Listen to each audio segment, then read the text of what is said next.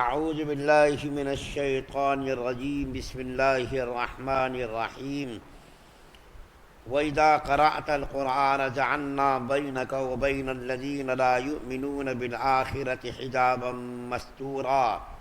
وَجَعَلْنَا عَلَى قُلُوبِهِمْ أَكِنَّةً أَن يَفْقَهُوهُ وَفِي آذَانِهِمْ وَقْرًا وَإِذَا ذَكَرْتَ رَبَّكَ فِي الْقُرْآنِ وَحْدَهُ وَلَّوْا عَلَى أَدْبَارِهِمْ نُفُورًا نحن أعلم بما يستمعون به إذ يستمعون إليك وإذ هم نجوى إذ يقول الظالمون إن تتبعون إلا رجلا مسحورا۔ اور اے پیغمبر صلی اللہ علیہ وسلم، جب تم قرآن پڑھتے ہو تو ہم تمہارے اور ان کے درمیان جو آخرت پر ایمان نہیں رکھتے ایک اندیکھا پردہ حائل کر دیتے ہیں، اور ہم ان کے دلوں پر ایسا غلاف چلا دیتے ہیں کہ وہ اسے سمجھتے نہیں، اور ان کے کانوں میں گرانی پیدا کر دیتے ہیں۔ اور جب تم قرآن میں تنہا اپنے رب کا ذکر کرتے ہو تو یہ لوگ نفرت کے عالم میں پیٹھ پھیر کر چل دیتے ہیں۔ ہمیں خوب معلوم ہے کہ جب یہ لوگ تمہاری بات کان لگا کر سنتے ہیں تو کس لیے سنتے ہیں، اور جب یہ آپس میں سرگوشیاں کرتے ہیں تو ان باتوں کا بھی پورا علم ہے۔ جب یہ ظالم اپنی برادری کے مسلمانوں سے یوں کہتے ہیں کہ تم تو بس ایک ایسے آدمی کے پیچھے چل پڑے ہو جس پر جادو ہو گیا ہے۔ سورہ بنی اسرائیل کی 45 سے لے کر کے 47 نمبر تک کی آیات آپ کے سامنے پڑھی گئی ہے۔ اس سے پہلے کی آیت میں آپ کے سامنے توحید کے کچھ دلائل کا تذکرہ کیا گیا تھا، اور یہ بھی تذکرہ کیا گیا تھا کہ کفار اور مشرکین اللہ تعالیٰ کی طرف جن غلط چیزوں کا انتساب کرتے ہیں، جن غلط چیزوں کی نسبت کرتے ہیں، اللہ تعالیٰ ان تمام چیزوں سے پاک ہے، صاف ہے، اور اللہ تعالیٰ تمام عیوب و نقائص سے پاک ہے۔ اور یہ بھی ذکر کیا گیا تھا کہ کائنات کا ذرہ ذرہ، کائنات کی ہر چیز اللہ کی تسبیح اور بڑائی بیان کرتی ہے۔ اس وقت جو آیت کریمہ پڑھی گئی ہے، سب سے پہلی آیت دوسری آیت میں شان نزول کے بارے میں بیان کیا گیا ہے کہ نبی کریم صلی اللہ علیہ وسلم کی سگی چاچی اور ابو لہب کی بیوی، جس طریقے سے مردوں میں ابو لہب نبی کریم صلی اللہ علیہ وسلم کا دشمن نمبر 1 تھا، اور ہر وقت نبی کریم صلی اللہ علیہ وسلم کے پیچھے ابو لہب لگا رہتا تھا، اسی طریقے سے ان کی بیوی بھی نبی کریم صلی اللہ علیہ وسلم کی کٹر مخالف تھی، کٹر دشمن تھی۔ جب سورہ تبت یدا نازل ہوئی اور سورت کے اندر ابو لہب اور ابو لہب کی بیوی کا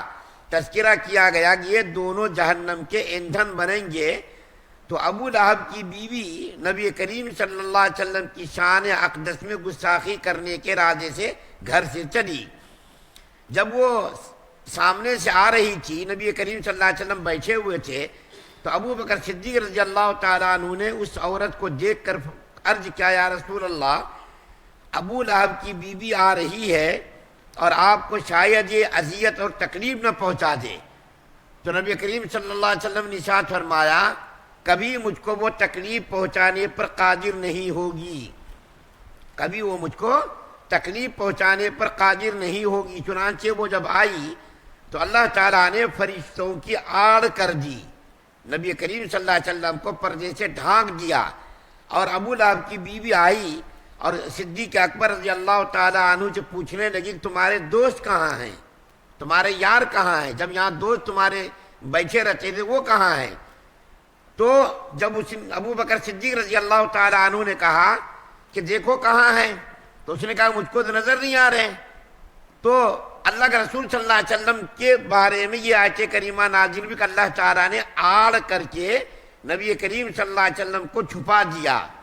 اور ابو لہب کی بیوی کو اللہ کے رسول صلی اللہ علیہ وسلم نظر نہیں آئے، اور وہ چیختی چلاتی بھی وہاں سے چلی گئی کہ پتہ نہیں کہاں غائب ہو گئے۔ تو دو آیت کریمہ جو پڑھی گئی 45-46، اس کے اندر اللہ تعالیٰ فرماتے ہیں کہ اللہ تعالیٰ نے کافروں اور مشرکوں کے دلوں کو سخت بنا دیا ہے اور ان کے دلوں پر پردہ کو حائل کر دیا ہے۔ اس کی وجہ سے وہ دین حق قبول کرنے کے لیے تیار نہیں ہیں اور دین حق کو قبول کرنے کی کوشش بھی نہیں کرتے، تو دیکھیے اللہ تعالیٰ کو اس میں کیا ضرورت ہے؟ اللہ تعالیٰ تو اسی کو ہدایت دیتا ہے جو کوشش کرے، جس کے دل کے اندر ہدایت قبول کرنے کا جذبہ ہو اور جس کے اندر ہدایت قبول کرنے کا ارادہ ہو،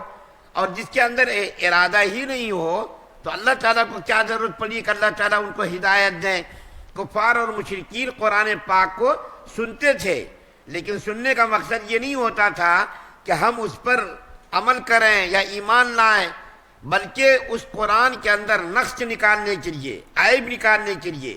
اس قرآن کے اندر خامیاں نکالنے کے لیے وہ لوگ نبی کریم صلی اللہ علیہ وسلم سے قرآن پاک سنتے تھے۔ اور سب کفار مشرکین نہیں سنتے تھے، بلکہ کوئی سنا تو سنا، اور اس کا مقصد یہی ہوتا تھا کہ سنیں گے، اس کے اندر کوئی عیب ہوگا، کوئی خامی ہوگی تو اس کو ہم نکالیں گے۔ تو اس طریقے سے ان کا ارادہ ہی نہیں ہوتا تھا کہ ہم ہدایت کے راستے پر چلیں اور ہدایت کو قبول کریں۔ تو جب ان کا ارادہ نہیں ہوتا تھا تو اللہ تعالیٰ نے بھی ان کے دلوں کو سخت بنا دیا، پردہ غلاف اس کے دلوں پر چلا دیا، اور وہ ہدایت کو قبول ہی کرنے کے لیے تیار نہیں تھے۔ اللہ تعالیٰ سے دعا ہے اللہ ہم سب کو سننے زیادہ عمل کی توفیق عطا فرمائے۔ سبحان اللہ و بحمدہ۔